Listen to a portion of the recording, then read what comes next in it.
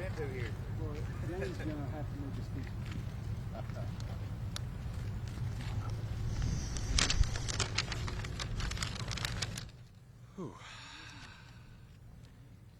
Thank you all for being here.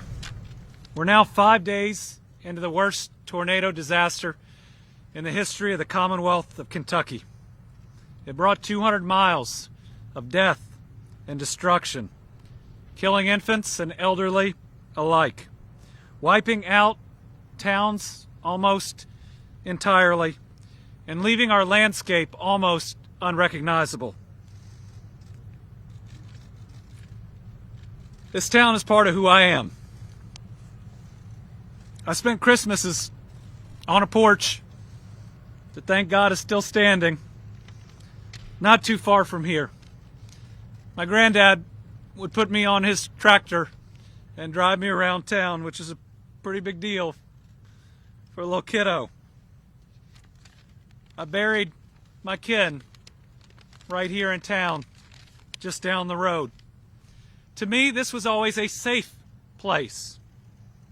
Bad things did not happen here until Saturday. If you look around here, or Mayfield, in Muhlenberg County and a number of other towns, you might think that we are broken, but we are not. In Kentucky, we are good people. We love one another, and we lean on one another. We open our homes to those in need, not just today, but every day. And we will repair our homes, our businesses, and we will repair our lives. We will do all of that together. As a people, we're not alone. The generosity and outpouring of love, pure, unconditional love, from around this country and around this world has been overwhelming. Millions of dollars and more water, diapers, sweatshirts, household goods than we could ever count have poured in. As a state, we are also not alone. President Biden and the federal government have offered more aid and acted faster than we have ever seen in the history of the United States of America. I received 3 personal calls from the President on day 1. First, when he could get through, and then at the end of the day, saying, what else do you need? We got an immediate disaster declaration, which doesn't happen. And just, I think on the same day, not even a full day later, a major disaster declaration. And you know what? Starting yesterday, there were people here in FEMA shirts walking house to house to start processing people's claims to get them back on their feet. We've gone from looking for our dead to starting to haul away the death and destruction around us. And the steps to start rebuilding have already begun. I cannot thank the President enough. And I know our federal delegation feels the same way.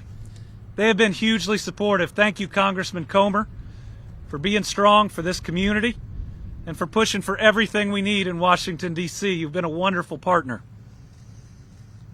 I hope the people of Kentucky know that I care deeply about them, and the President does too. He's here in Dawson Springs, Kentucky, because we're hurting. I am so thankful for the full, unwavering support of our federal delegation. I'm so thankful for the President that has said yes to every ask we've made. And you know, he's going to have some news about another ask that I made. One that I thought there was no way that we could get a yes to. But it's going to mean the federal government isn't just here, isn't just doing things we've never seen before, but is fully behind every single family that has suffered any loss. On behalf of Brittany and I, to the people of Kentucky, we love you. And I never thought in my life I'd be able to introduce a president.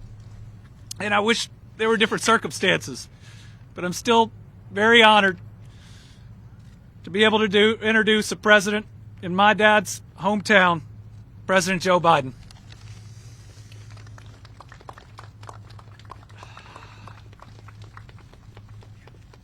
Gov, thank you. I want to introduce a new friend of mine. This is Dane. Dane lived down the street, and Dane and he has cousins who are all together, and one cousin, I don't know where she is. There she is. Come on up here, honey. Can you see me? Come here. She is about to graduate from UK on Friday. On Friday. And I just want you to meet him. I'm sorry to keep you all waiting, but I got a chance to hang out with the whole extended family down there.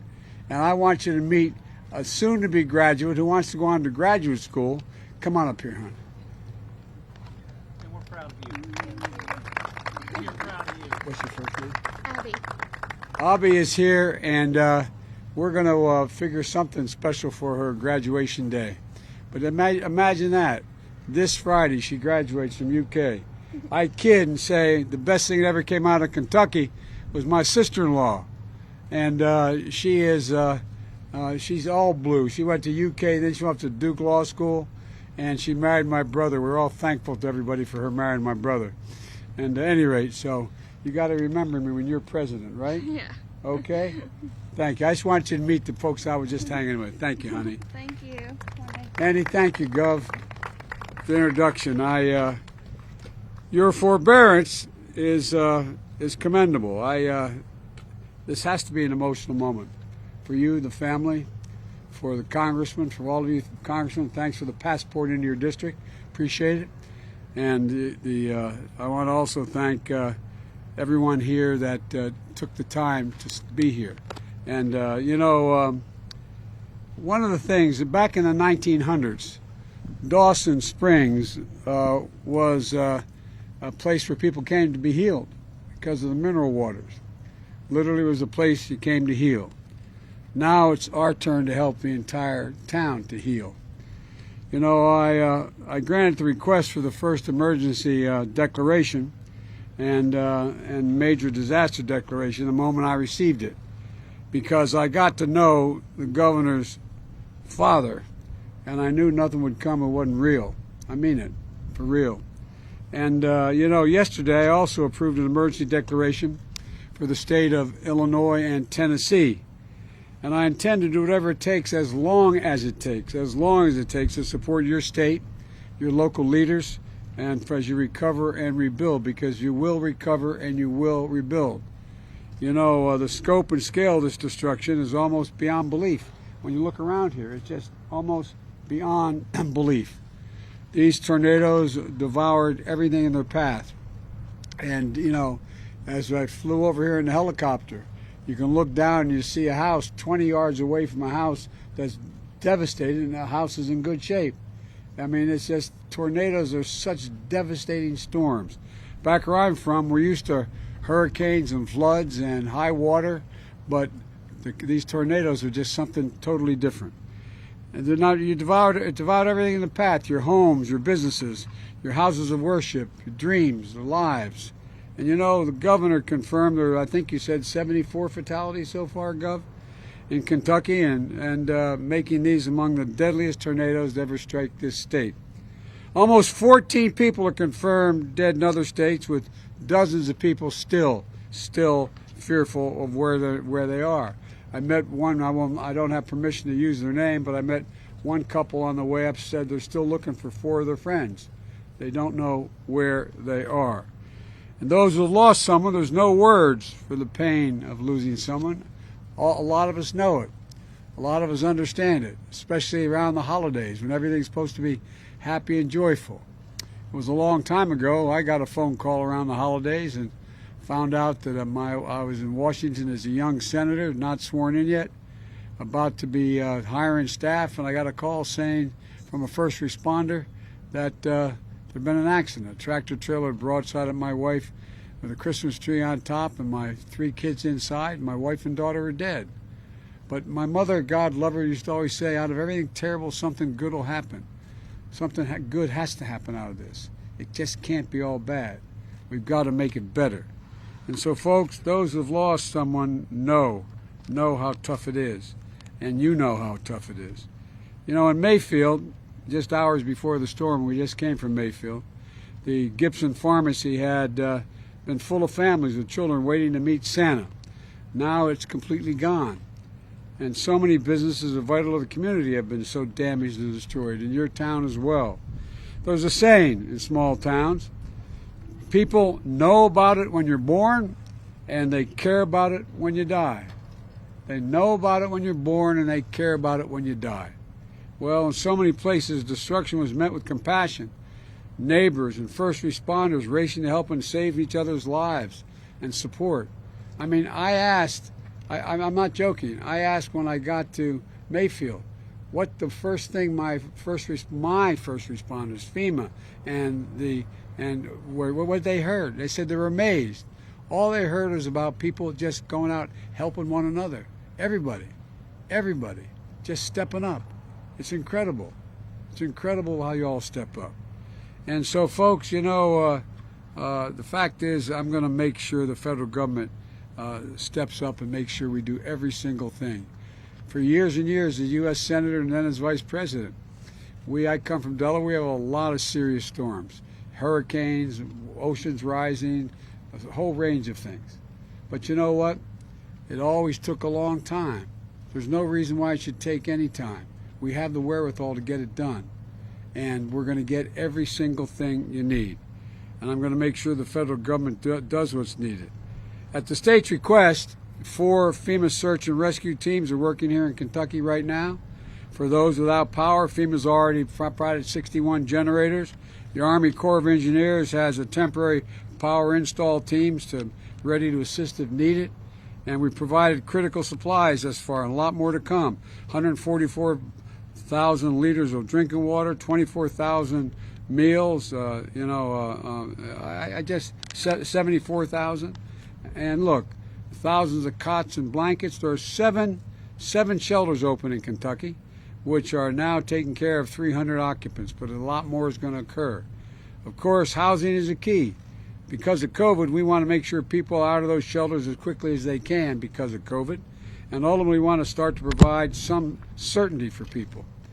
I've been involved in responding to a lot of disasters, and you can see it in people's faces.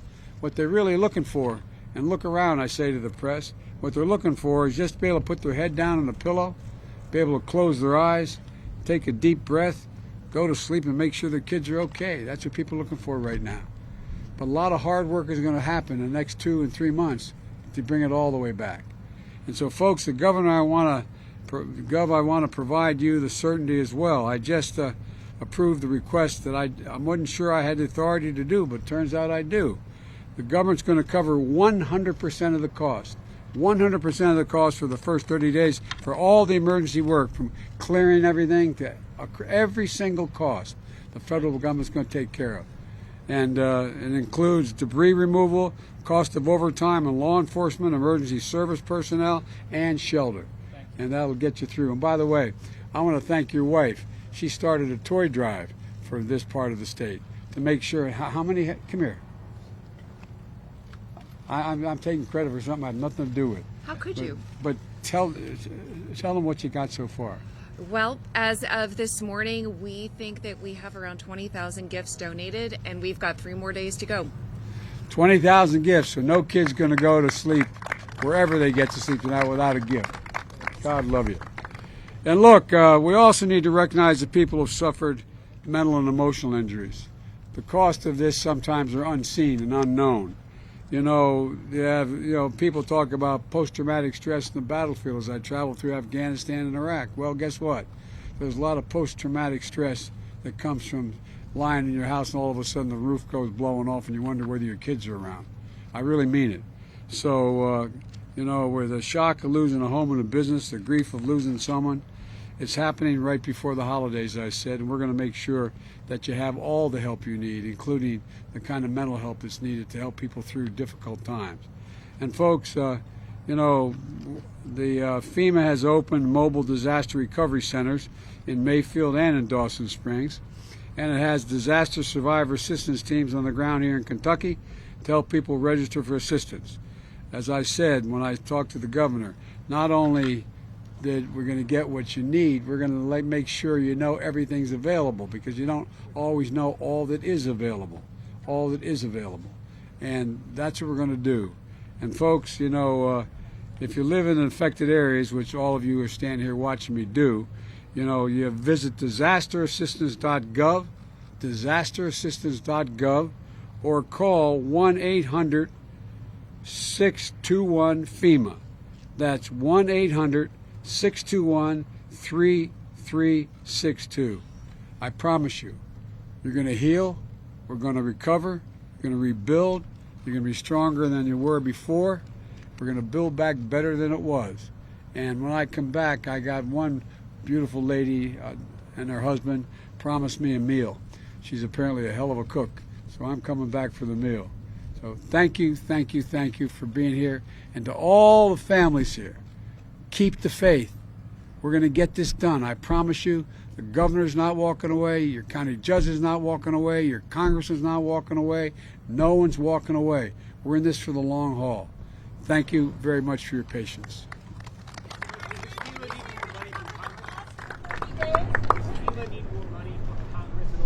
Not now.